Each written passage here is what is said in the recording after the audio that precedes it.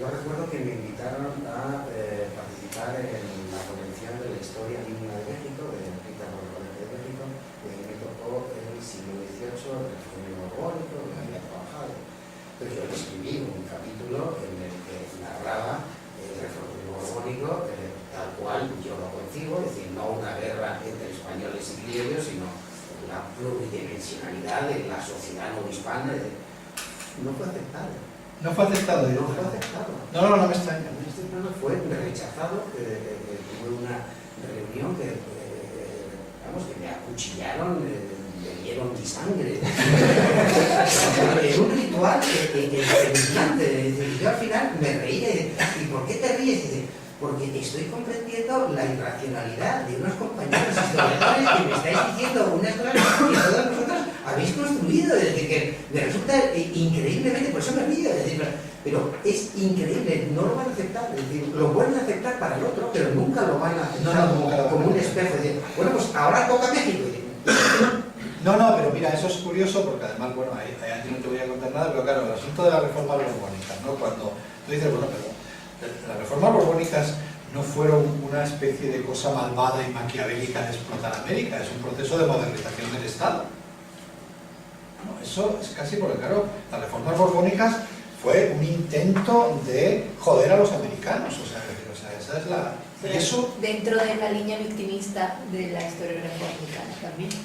por supuesto, porque siempre está bien tener Un enemigo al que echarle las culpas. un culpable de todos Si los no males. es España, que sea Gran Bretaña, y si no es Gran Bretaña, que sea Estados Unidos. Hombre, en México lo tienen muy fácil, porque hay dos culpables mayores. O sea, por un lado está España, por otro lado Estados Unidos. Entonces, lo que no es culpa de España es culpa de En Estados Unidos. Argentina tenemos el inciso de Gran Bretaña. Claro, por eso, porque ahí está Gran Bretaña, ¿no? Ahí también está. No, pero eso que acabas de hacer referencia a ello, yo creo y estoy absolutamente convencido que uno de los principales males de toda la historiografía latinoamericana es el carácter, la perspectiva victimista desde la que está escrita.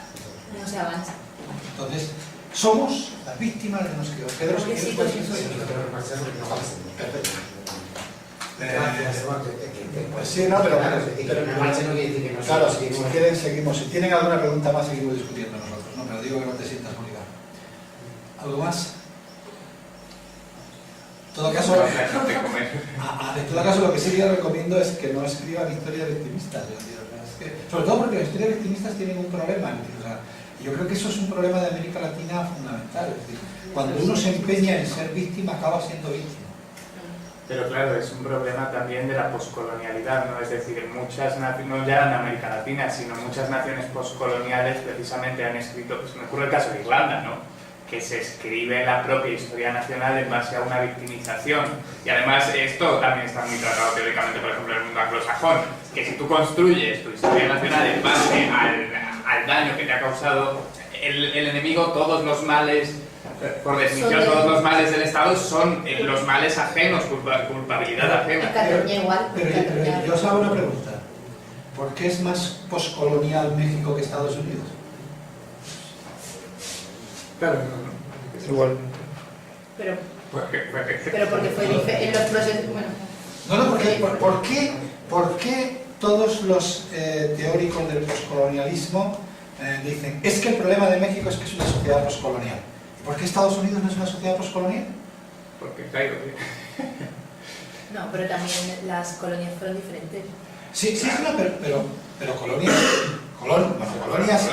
lo fueron las dos o no la fue ninguna. O sea, sobre eso tengo yo serias dudas, ¿no? O sea, sobre qué fueron colonias. Pero ¿por qué toda la estructura de la historia de México se basa en la idea de que son una sociedad postcolonial y por lo tanto tienen todos los traumas del postcolonialismo? Sí. Y sin embargo la historia de Estados Unidos no es una historia postcolonial? Porque yo estoy dispuesto a aceptar que los problemas de México son postcoloniales, pero en este caso también los de Estados Unidos. ¿Cuál es la diferencia fundamental? La diferencia fundamental es cómo se han relatado su pasado de unos y de otros. O sea, la diferencia fundamental, ¿saben cuál es? Que en Estados Unidos celebra la llegada de los primeros colonos como el origen de la nación. El Día de Acción de Gracias. Y en México celebra, me faltaba más, la llegada de Cortés como el fin de la nación. Pero eso es un relato.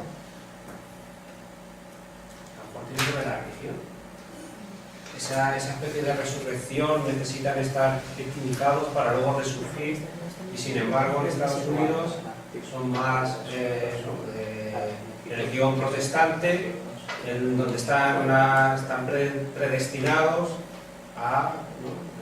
Bueno, a ver, yo solo quiero deciros una cosa aquí, o sea, y eso yo creo que sí que es importante que lo tengan en cuenta.